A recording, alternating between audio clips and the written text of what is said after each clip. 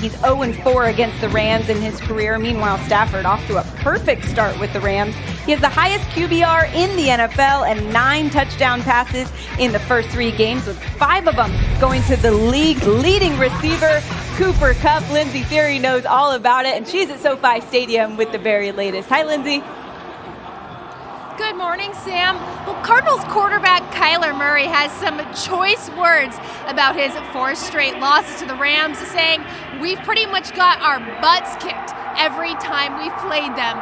But with the Rams and Cardinals both undefeated, Murray says today's game is the kind a competitor embraces. It's bound to be a duel of great quarterbacks.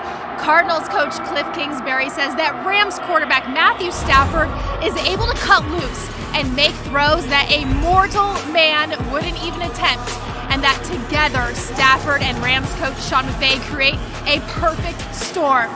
Defensive end J.J. Watt says in order for the Cardinals to have success today, they must affect Stafford and the passing game in any way possible. Sam?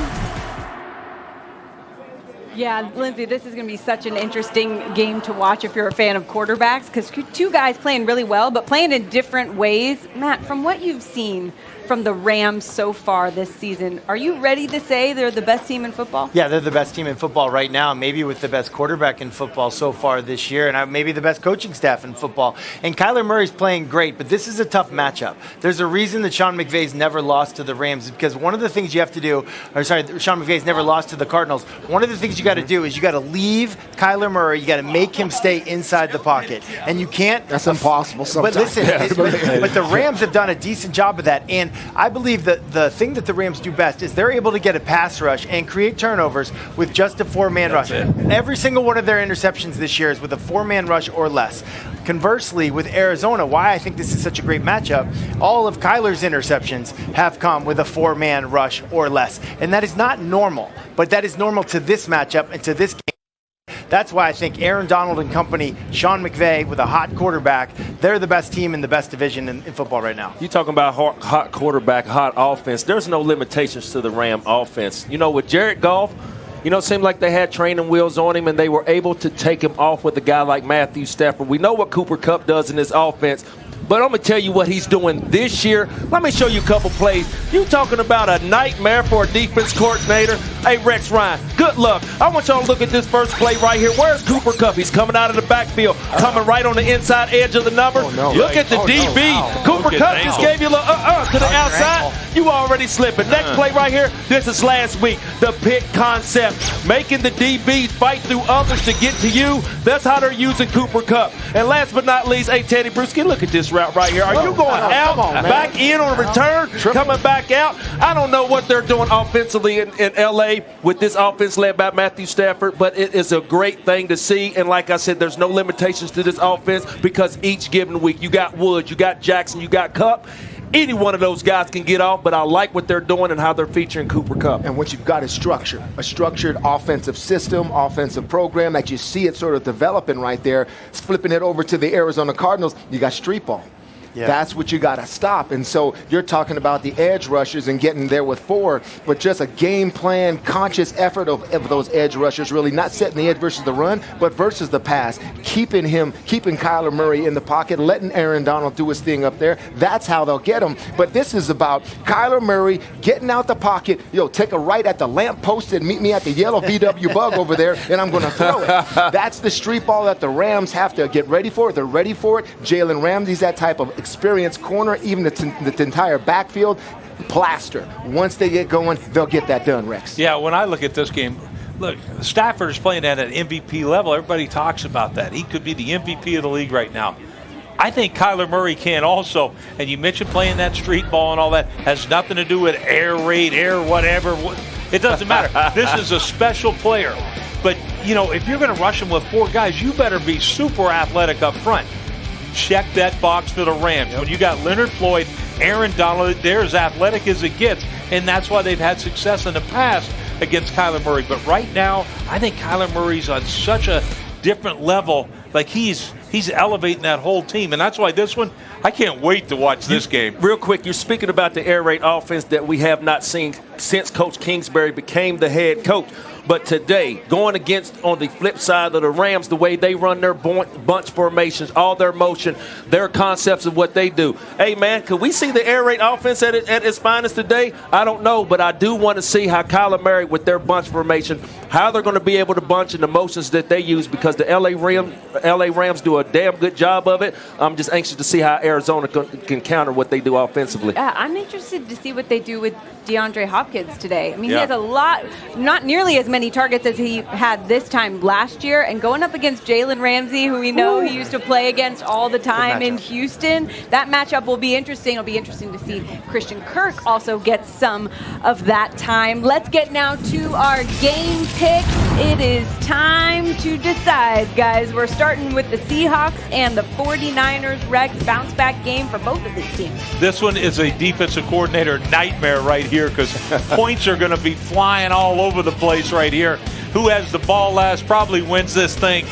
I think the Seahawks, for some reason, I mean, it seems like Pete Carroll has the 49ers number. I'll take the Seahawks. When I looked at what the Seattle Seahawks don't have, and I don't think they're creating a lot of pass rushing. That's the thing that's been giving Jimmy Garoppolo and his offense some struggles. I like what Jimmy Garoppolo and the offense is doing with Deebo Samuels. Leading the league in some catches, receptions, his yard after the catch is out of this world. I'm going with Deebo Samuels and the 49ers. Yeah, this is a tough game here because, I mean, what the Seattle Seahawks did, how they lost that game last week to the Vikings, I mean, I just think they'll bounce back. I think Pete Carroll will be in them. They'll be the coach that he is. We both played for him. I think the Seahawks will be the ones, especially Jimmy Garoppolo. I still need to see more. That's all I'm saying. I know Russ will be ready to go. I'm going with the Seahawks. It's like at least the Seahawks know what their issues are. You know, and Rex, you mentioned it. Who do you trust at the end of the game? Well, I trust Russell Wilson and his weapons, and one of his weapons is DK Metcalf. DK Metcalf is one of the best wide receivers in the NFL already, and he's yet still got so much more room for improvement. They're using him some in the slot now. They're using him outside by himself. They're using him outside on the same side as the tight end. So if this game comes down to, hey, we need a field goal, we need to get into field goal position, having a target and the chemistry like DK Metcalf and Russell Wilson have, I think you just got to go with that, because I don't know that Jimmy Garoppolo has shown that he has what Russell Wilson has. Russell Wilson has won 15 of his 19 games against the San Francisco 49ers. Those are pretty good numbers. He's won 6 of 8 against Kyle Shanahan. I love what they're doing in the first half, hoping they can get it figured out in the second half. I'm also going Seahawks. Let's get to the Browns and the Vikings. This one in Minnesota. We did just hear that Dalvin Cook is active. He was listed as questionable. Rex, Browns or Vikings in this one? What do you think? Yeah, I mean, I understand. I guess the Vikings are favored. I'm like, what? How? The Cleveland Browns, right? Did anybody see that defense they put up? They almost ran Justin Fields out of there. You know, first week 1, he's like, forget it, I quit. All right, but that defense is really playing well in that ground and pound running game with a two-headed monster with Hunt, Chubb. Too much in this one. I'm taking the Browns. With all the big talks concerning offensively for the Minnesota Vikings, I think Kirk Cousins is having a pretty good year.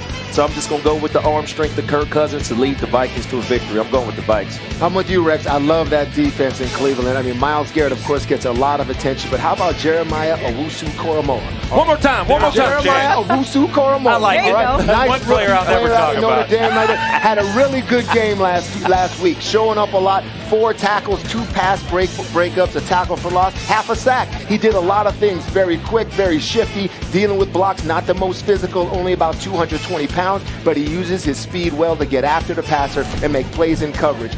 Jeremiah Owusu-Koramoah. I like that name. That's impressive. Listen, the Cleveland Browns are one of the best teams in football. There's no doubt about that. It's hard to argue that.